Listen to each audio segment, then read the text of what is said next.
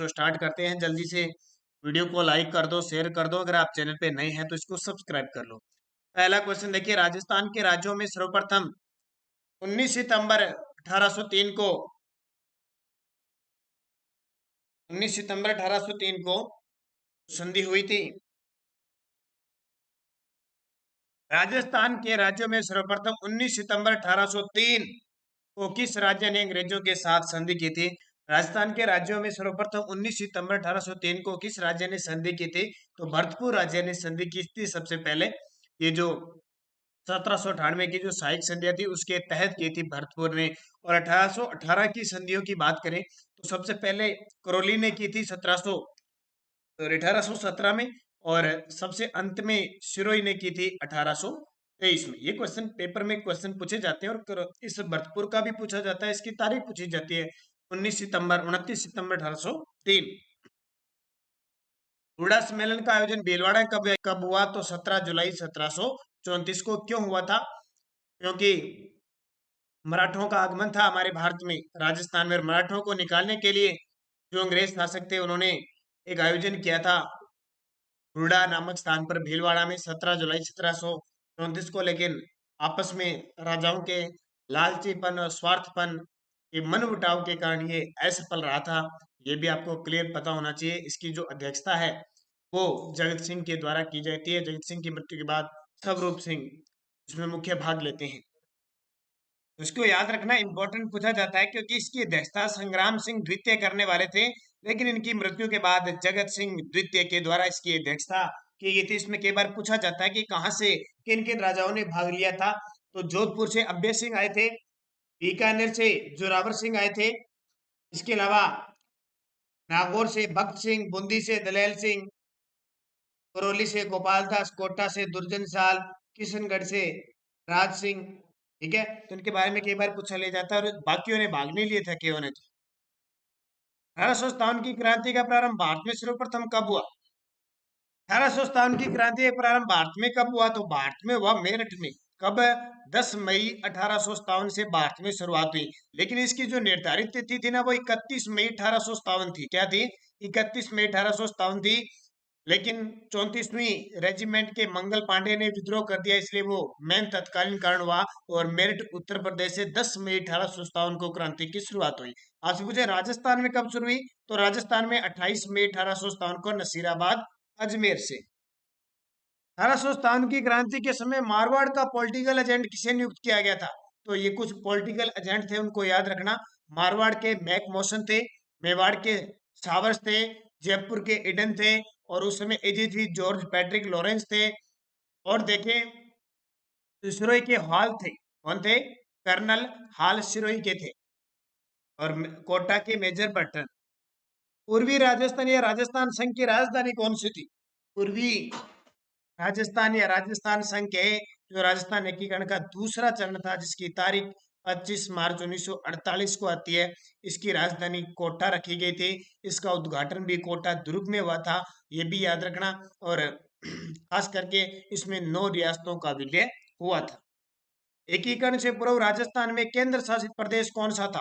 एकीकरण जब हुआ था आपको पता 1948 में शुरू हुआ था, और 1956 से लेकर 8 वर्ष 7 माह और 14 दिन लगे थे, और 7 चरणों में हुआ था।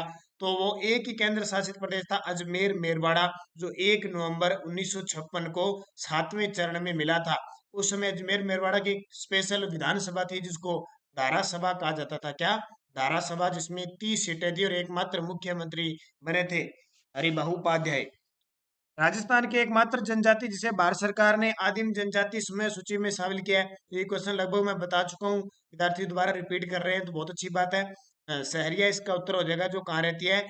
बारह। जब भी बारह का नाम आता है तो बारह को सहरिया जनजाति के कारण जिला काली हंडी जिला भी घोषित, यानी काली हंडी जिला भी कहते हैं। ये सहरिया जनजाति यहाँ पिछड़ी हुई है बहुत ज्यादा इस वजह से।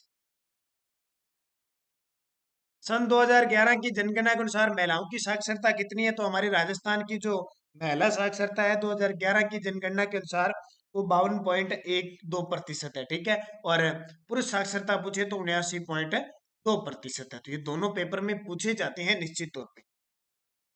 सन 2011 की जनगणना के अनुसार राजस्थान में न्यूनतम लिंगानुपात किस जिले का है? न्यूनतम लिंगानुपात किस जिले का है? तो न्यूनतम है वो धौलपुर का है। तो धौलपुर का सबसे कम लिंगानुपात है 846, यानी 1000 पुरुषों पर महिलाओं की संख्या। और सबसे ज्यादा डूंगरपुर का है 994। और आपसे पूछे ग्रामीण क्षेत्र में सबसे ज्यादा लिंगानुपात, तो पाली जिले का है। और ये क्वेश्चन अभी कॉलेज लेक्चरर में आ चुका है। पाली जिले का 1003 है। एकमात्र ऐसा जिला है जो ग्रामीण लिंगानुपात हमारा पाली जिला 1003 रखता है। राजस्थान का लिंगानुपात 928 है। पश्चिमी मरुस्थलीय प्रदेश में राज्य के लगभग 61% भूभाग पर लगभग कितने प्रतिशत जनसंख्या निवास करती है? हमारे 4 भौतिक प्रदेश है। पहला जो है, जो मरुस्थलीय क्षेत्र है 61.11% के लगभग, यानी 61% कह सकते हो। फिर ये जो अरावली क्षेत्र है 9% क्षेत्रफल है। और उसके बाद में जो क्षेत्रफल है 23% क्षेत्रफल पूर्वी मैदान है। और हड़ौती का पठार कितना है? हड़ौती का पठार है, जितना बच गया लगभग मान के चलो 7 से 8%। तो इसमें जनसंख्या 40% है, इसमें 10% जनसंख्या, इसमें 39% जनसंख्या, और इसमें 11% है। तो टोटल जो प्रतिशत जनसंख्या निवास करती है मरुस्थल में, वो 40% निवास करती है।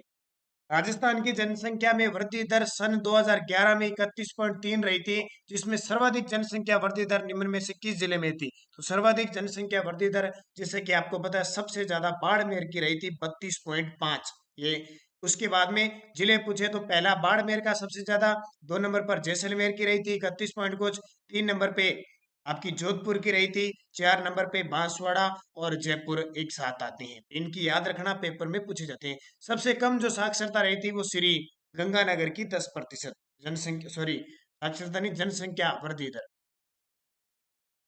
सोने चांदी के आभूषणों रत्नों के लिए विख्यात कौन सा क्षेत्र है? तो आपको पता है कि पन्ना मंडी जयपुर को कहते हैं। सोने चांदी के लिए, आभूषणों के लिए, मीनाकारी के लिए, ये सब जयपुर प्रसिद्ध है।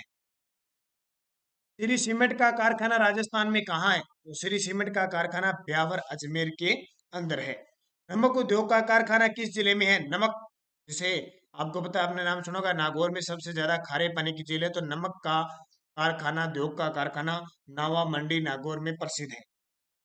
राजस्थान में सबसे बड़ा says says special economic zone कौन सा है? सीतापुरा जयपुर में। राजस्थान में सबसे बड़ा सेज कौन सा है? सीतापुरा जयपुर में। राजस्थान में मेट्रो रेल का विकास किस जिले में किया गया? जयपुर में किया गया है। और इसकी शुरुआत 2015 में मेट्रो की हो चुकी है। और एडीबी एशिया विकास बैंक के सहयोग से ये संचालित है। वर्तमान में इसकी 11.2 किलोमीटर के आसपास अब लंबाई हो चुकी है। और ये लगभग 2.1 किलोमीटर भूमिगत ट्रेन भी चलने लगी है, मेट्रो।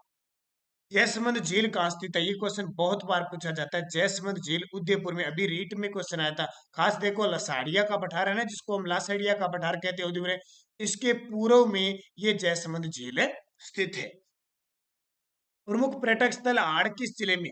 इतना आसान क्वेश्चन है। आहड़ राजस्थान के उदयपुर में स्थित है, जिसे बेड़च नदी के किनारे यह स्थित है। 1953 में अमला, ये अक्षय कीर्ति व्यास ने इसकी खोज की थी।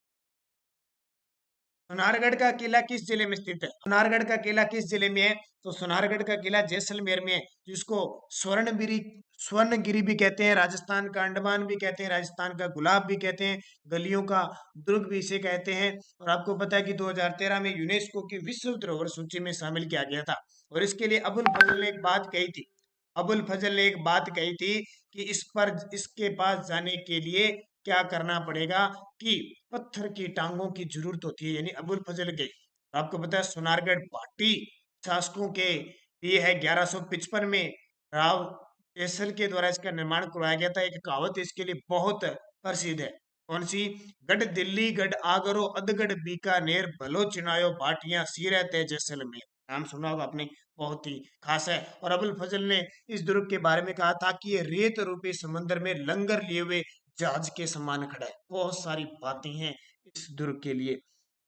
आयुष्मान भारत योजना का संबंध किससे है? तो आयुष्मान भारत योजना का संबंध किससे? स्वास्थ्य से है। आयुष्मान भारत महात्मा गांधी अपने राजस्थान में योजना, स्वास्थ्य योजना चली हुई है, जो 1 सितंबर 2019 से शुरू हुई थी, जिसका नवीन चरण 30 जनवरी 2020 से शुरू हो चुका है। ये सॉरी, नवीन चरण 30 जनवरी 2021 से शुरू हो चुका है। इस योजना का मुख्य उद्देश्य मातृ और शिशु मृत्यु दर को कम करना है।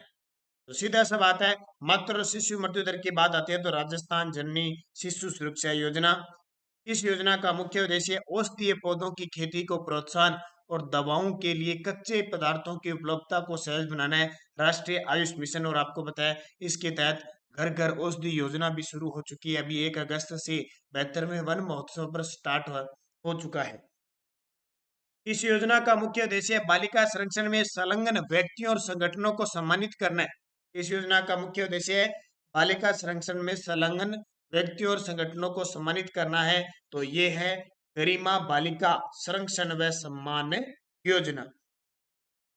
बेटी बचाओ बेटी पढ़ाओ अभियान की शुरुआत प्रधानमंत्री नरेंद्र मोदी जी के द्वारा कब की गई? तो वर्ष 2015 में 22 जनवरी की बात है। पानीपत हरियाणा से इसकी शुरुआत की थी।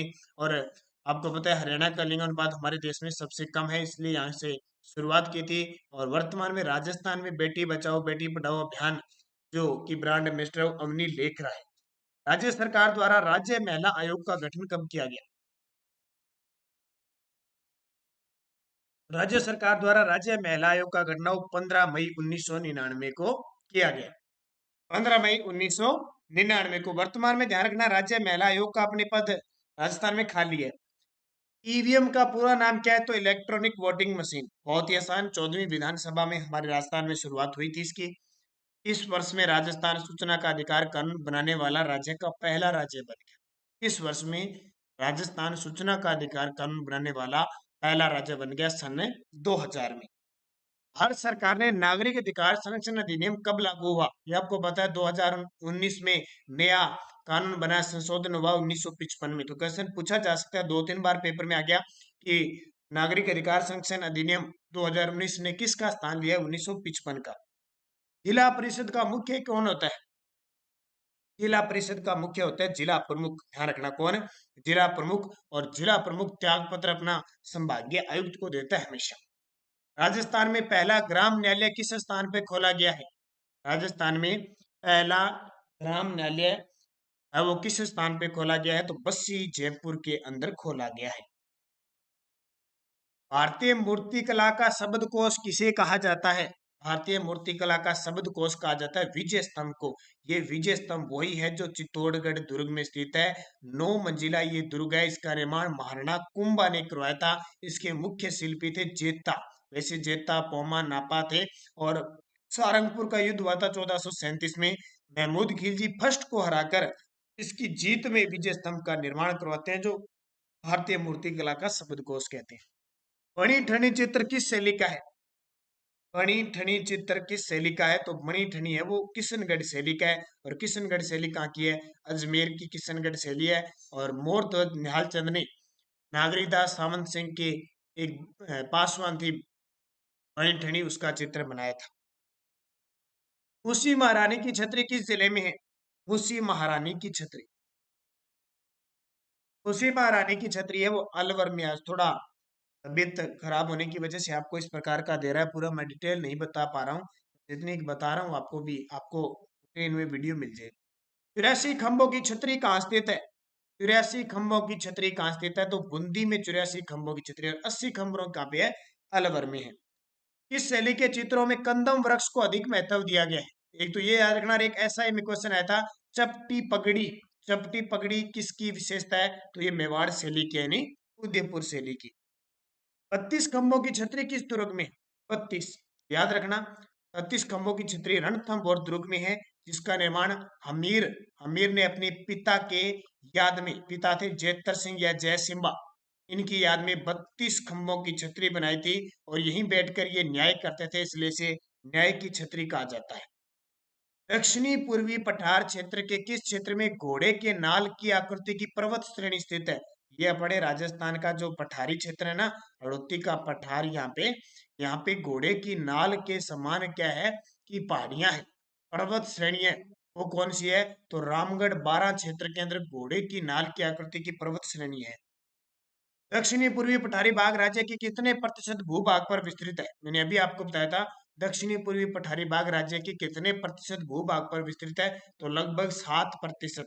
ठीक है। और जनसंख्या 11%। राजस्थान का दक्षिणी पूर्वी पठारी भौतिक क्षेत्र देश के किस भौतिक विभाग का हिस्सा है? तो देश के किस भौतिक का प्रायद्वीपीय पठार, आपको बताता हूँ हमारे राजस्थान में 4 भौतिक प्रदेश है। एक तो है उत्तर पश्चिमी मरुस्थलीय प्रदेश, ये टेथी सागर का अवशेष है। किसका? टेथी सागर का अवशेष। फिर बात करें अरावली, तो अरावली किसका भाग है? गोंडवाना लैंड का भाग है, उसका अवशेष है। फिर पूर्वी मैदानी, तो पूर्वी मैदानी एक तो गंगा यमुना का मैदान है, और दूसरा गंगा यमुना है, दूसरा ये भी टेथी सागर का अवशेष है। और चौथा आता है दक्षिणी पूर्वी पठारी प्रदेश, ये किसका भाग है? ये गोंडवाना लैंड का अवशेष है, और राजस्थान का जो प्रायद्वीपीय पठार है उसी का अवशेष है, मालवा का पठार और इनका विंध्याचल का। राजस्थान के दक्षिणी पूर्वी पठारी प्रदेश में राज्य की कितनी प्रतिशत जनसंख्या निवास करती है? देखो, क्षेत्रफल और जनसंख्या में कंफ्यूज मत होना। क्षेत्रफल और जनसंख्या, जनसंख्या 11% और क्षेत्रफल लगभग 6.89% है, यानी 7% है। राज्य में 80 से 120 सेंटीमीटर औसत वार्षिक वर्षा वाला भौतिक विभाग कौन सा है? राज्य में 80 से 120 सेंटीमीटर औसत वार्षिक वर्षा वाला भौतिक विभाग, तो 80 से 120, आपको पता है 100 सेंटीमीटर से ज्यादा झालावाड़ में होती है, तो कोटा बूंदी 12 झालावाड़ हो जाएगा दक्षिणी पूर्वी पठारी भाग। उदयपुर के आसपास की तस्तरी नुमा आकृति की पहाड़ियों को स्थानीय भाषा में क्या कहते हैं? उदयपुर के आसपास की जो तस्तरी नुमा आकृति की पहाड़ियां है ना, उन्हें स्थानीय भाषा में वो क्या कहते हैं? गिरवा कहते हैं। क्या कहते हैं? गिरवा की पहाड़ियां कहते हैं। भाकर सिरोही के आसपास का क्षेत्र है। ऊपरमाल बिजोलिया और भैंसरोडगढ़ के बीच का क्षेत्र ऊपरमाल, और भोराट का पठार है उदयपुर में, जो राजस्थान का तीसरा बड़ा ऊंचा पठार है। विश्व के प्राचीनतम पर्वतों में से एक अरावली पर्वतमाला किस क्षेत्र का भाग है? ये क्वेश्चन आ गया, देखो अरावली पर्वतमाला तो गोंडवाना लैंड का भाग है। अरावली पर्वतमाला राजस्थान को 2 भागों उत्तर पश्चिम और दक्षिण पूर्व भाग में बांटती है। इनमें से किस भाग में वनस्पति कम पाई जाती है? देखो ये क्वेश्चन पेपर में आए हुए हैं शायद, तो इसका उत्तर हो जाएगा सबसे कम वनस्पति हमें पता है कि उत्तर पश्चिम भाग में पाई जाती है। राज्य में अरावली पर्वतमाला का सर्वाधिक महत्व निम्न में से किस कारण से है? अरावली पर्वतमाला, देखो यहाँ दुर्लभ वन्य जीव और वनस्पतियां पाई जाती है। बिल्कुल सही आपको लगता है ना। यह पश्चिमी मरुस्थल के प्रसार को दक्षिण और पूर्व जिलों में जाने से रोकती है। ये भी सही है। इसमें अत्यधिक मात्रा में खनिज पाए जाते हैं। ये भी सही है, तो प्रयुक्त है सभी। राजस्थान में अरावली पर्वतमाला का विस्तार उत्तर में कहां तक है? उत्तर में, यानी इधर से लेकर इधर, इधर से लेकर इधर, तो सिरोही से स्टार्ट होता है, इधर लास्ट खेतड़ी झुंझुनू।